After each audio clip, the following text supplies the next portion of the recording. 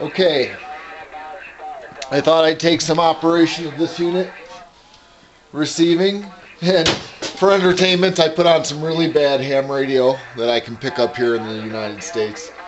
I'm going to put on another video of truly professional ham radio that I hear when I listen to the Maritime Net. Particularly on Sunday nights, I seem to get it quite well for those conditions. Last night anyway, and last Sunday, I don't seem to always get it. I guess depends where the net controller's at. Anyway, here's some operation of this receiving. I want to see if anybody with an FT101 ZD has similar responses when they use these controls. I have no basis of how much to understand things like the noise blanker per se. But anyway, here we're going to go ahead and just show what it's like. We've got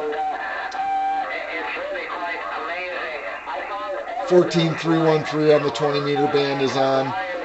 AC G6 right now, my meter's off. If I turn this on, oftentimes the volume will drop a little bit and my meter will start to show a signal.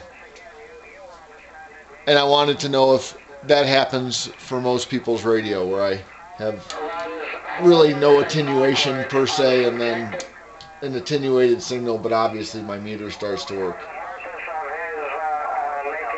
The quality may be a little bit better when I'm in this mode of a strong signal.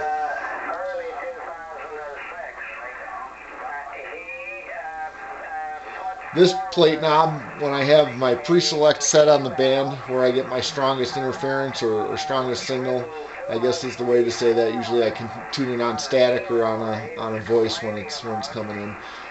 The plate adjustment, relative to tuning the antenna when I'm in the 20 meter band and tuning in on a signal like this, doesn't seem to do much. I don't get any response no matter where it is. I can just turn it. You can see here we're over on the 80 and 100, and I can come back all the way over to where it should be in the 20 meter area, and there's really no response. Whereas here, you can see we get an obvious response, and I have an obvious strong point.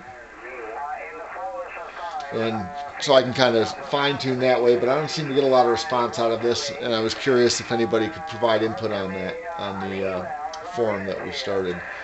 The attenuation switches do seem to work.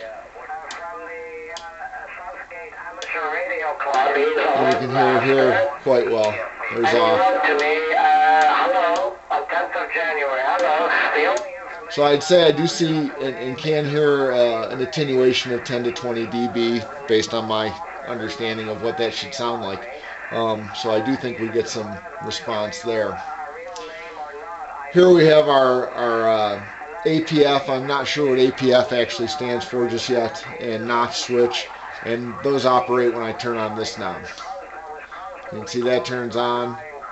I don't really hear. I can hear an initial response sometimes to this, but really don't hear much along the way. Now, I can shut it off, and if I use the width command, keep hitting that with my thumb, and there's what my width sounds like, all the way to the right, all the way now clockwise.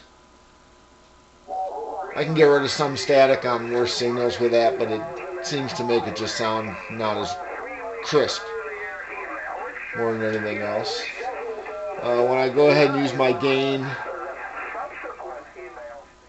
we can get our needle to go all the way over, and we kind of shut off our signal.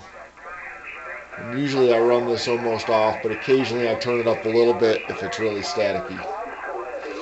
Okay, let's turn this back on. Again, you can hear there's an initial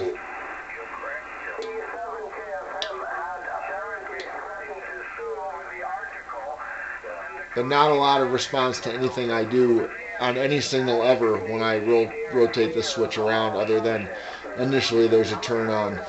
The width control basically operates in the same fashion as when the notch is off. So put it back there, and again I hit that. APF, we're right now in the APF mode. If I get a notch mode, I get some big attenuation, and I do get some response here. Here, we'll turn up the volume. And there's what my response is there. My width switch or dial works in the same fashion as it did before. So I'll go through that again. And turn it down and take off that. No real change there.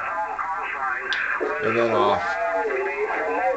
Okay, for the clarifier. My clarifier appears to work. Usually I try to keep them set. This is almost vertical. It's just a little bit to the clockwise of vertical. But you can see I have a frequency change here of, we're at 313, now we're at 091.